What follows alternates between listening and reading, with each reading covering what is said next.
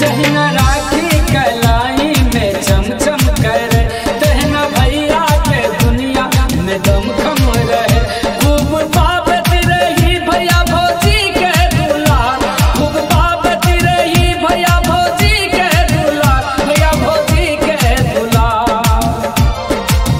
होले सावन महीना में राखी त्योहार, गह गह करे से भैया के आंगन दुआर।